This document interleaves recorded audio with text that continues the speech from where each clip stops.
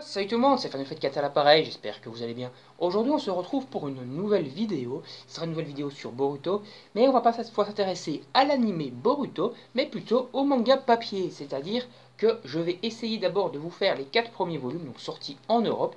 Il faut savoir que le 5e volume va sortir en septembre, et donc on va s'intéresser d'abord aux 4 premiers volumes ici, faire la review de ces volumes, et un petit peu parler de l'œuvre en règle générale du manga papier, et un peu des bails on va dire du manga papier.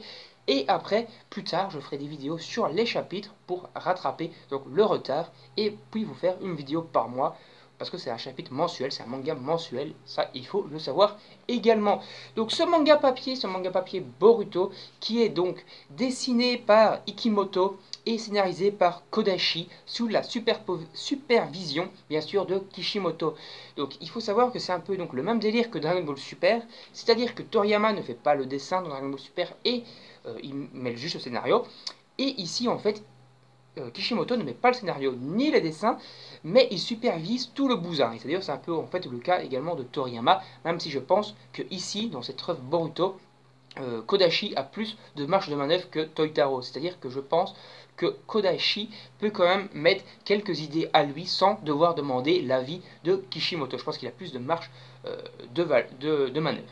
Donc au niveau des dessins également donc, qui sont faits par Ikimoto, on est loin de la qualité de Kishimoto, mais on se retrouve quand même avec un manga assez correct, avec des dessins vraiment super beaux quand même, pas super beaux, mais enfin si quand même, mais ce n'est pas, bon, bien sûr, on va dire un blockbuster normalement, ce n'est pas un Bleach, un Dragon Ball, je parle de Dragon Ball d'avant parce que Toitaro dessine quand même moins bien que Toriyama, et ce n'est pas un Naruto, voilà, tout simplement, ni un One Piece, mais on a quand même des dessins assez corrects. Je vous montre ça comme ça, voilà. Vous voyez, les dessins sont quand même assez anguleux, mais c'est, on va dire, le style de Ikimoto, c'est un style différent de Kishimoto, mais c'est quand même assez correct.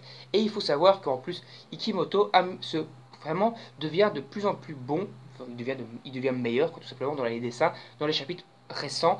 On voit qu'il se rapproche considérablement du style de Kishimoto. On se retrouve vraiment en fait avec un mangaka qui commence à s'inspirer de son sensei et qui commence à prendre son envol grâce à son sensei. Et donc il peut vraiment, on peut même nous-mêmes remercier Kishimoto d'avoir laissé Ikimoto sur cette œuvre parce que franchement, on commence à voir la naissance d'un bon mangaka et ça c'est plutôt très cool.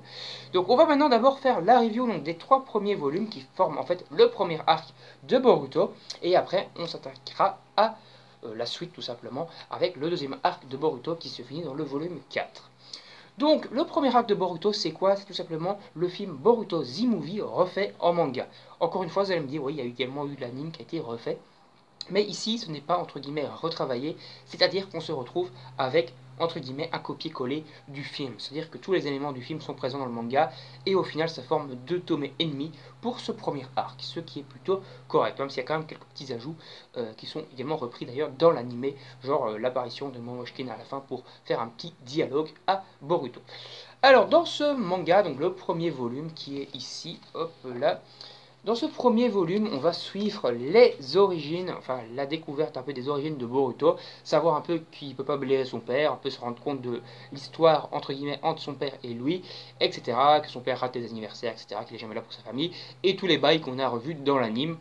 Et ensuite, on va enchaîner sur l'examen shonen des 2 premières épreuves dans le premier volume et le début de l'entraînement de Boruto par Sasuke avec donc un chapitre bonus, c'est-à-dire qu'en fait ce manga est assez court puisqu'il fait que 150 pages, puisqu'après on a 50 pages de bonus, c'est-à-dire les origines de Mizuki, le chapitre spécial Mizuki avec Orochimaru, qui est plutôt très bien et qui d'ailleurs je trouve est mieux dessiné que le début du manga. Donc j'ai l'impression que Kishimoto a lui-même dessiné ça, ce n'est qu'une impression. Si vous le savez, n'hésitez pas à me le confirmer ça en commentaire. Dans le deuxième volume, on continue l'examen de Chunin, dernière épreuve avec le tournoi. Boruto se fait griller qu'il a triché, parce que oui, il faut savoir que donc il a triché, il a reçu un artefact ninja de Kakatsuki, comme dans l'anime, et que Naruto avait interdit l'utilisation de cet artefact, et qu'ici donc il se fait griller, et que Naruto donc décide qu'il n'est plus un ninja, qu'il le bannit limite du village, il ne bannit pas du village, mais qu'il n'a pas l'honneur pour être un ninja, etc. Et c'est là que Momoshkin et Kinshikin attaquent. Là il y a comme dans le film, toutes les scènes où ils attaquent entre guillemets l'arène, Naruto va se sacrifier pour sauver tous les villageois, etc. Et il se fait donc enlever par par exemple Momoshkin et Kichikin. C'est là que Boruto tombe dans les pommes inconscient et qui se réveille à l'hosto près de sa mère qui a été blessée par Momoshkin et Kichikin en essayant d'aider son père, etc. Exactement comme dans le manga, exactement un peu comme dans l'anime, même si l'anime est plus long et entre guillemets un peu mieux fait.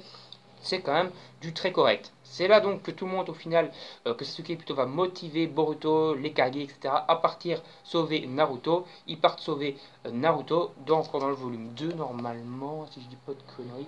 Ouais voilà. C'est là qu'ils commencent donc à attaquer Momoshkin et Kichikin.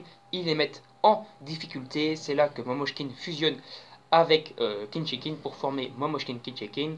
Et c'est sur ça que se finit le volume 2, sur la fusion, on va dire Super Momoshkin, un peu comme il y a dans le manga. La moitié de ce volume 3 est donc consacrée au combat comme Momoshkin, qui est donc super puissant. Et ça suit à nouveau fidèlement le film avec exactement toutes les phases. Ce qui suit également, c'est à peu près présent dans le manga, même si, enfin dans l'anime, même si je trouve que l'anime avait un meilleur combat en finale encore que dans le film. Le combat était beaucoup plus beau dans l'animé, étrangement, que dans le film. C'était franchement super bien foutu dans l'animé. Ici, c'est quand même très correct, hein. Franchement, il n'y a pas à pisser droit. C'est franchement un très beau combat également dans Boruto. On va vous montrer une petite scène. Voilà, petite scène ici. Hop. Oui, l'auteur, hein, donc Ikimoto, parce que j'ai toujours du mal à prononcer son nom, dessine quand même très bien, ça il faut pas lui enlever. Et même en plus, ce qui est cool, c'est qu'il s'améliore. Peut-être qu'un jour il dépassera le maître, peut-être qu'un jour il va dépasser Kishimoto, et ça c'est assez intéressant. Donc dans la fin de ce volume 3 et dans la totalité de ce volume 4, sauf un petit peu sur la fin du volume 4 qui va introduire un peu l'arc prochain, on a un nouvel arc. C'est quoi ce nouvel arc? C'est tout simplement une mission qui est confiée donc à l'équipe 7, l'équipe de Boruto, Sarada et Mitsuki. Cette mission qui va être de protéger donc le petit-fils ou le fils, je ne sais plus exactement, je crois que c'est le fils du roi du pays du feu, donc les rois, entre guillemets, les seigneurs, donc qui n'ont pas de pouvoir ninja, mais qui dirigent, entre guillemets, au niveau politique.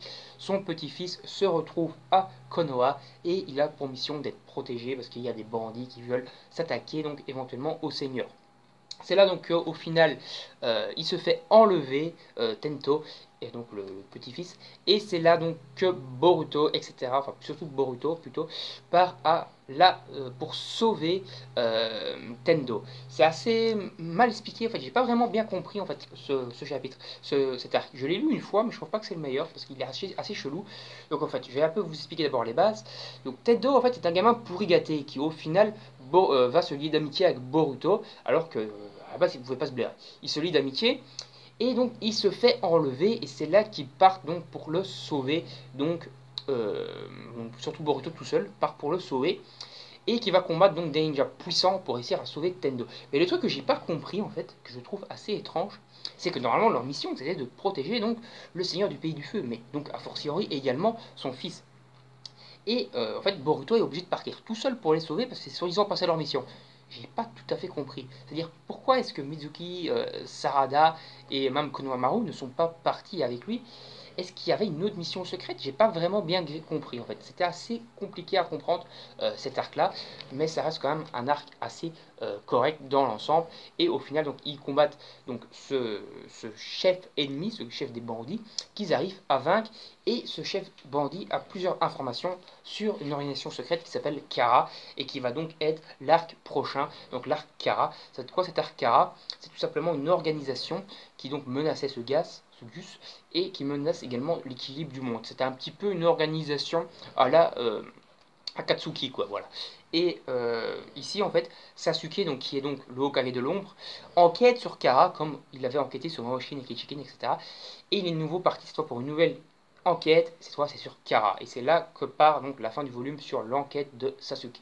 Donc on va s'arrêter ici pour cette vidéo. N'hésitez pas à vous abonner, à liker, à partager la vidéo, à donner votre avis en commentaire et activer la petite cloche pour ne rien manquer. Moi je vous dis salut, à la prochaine.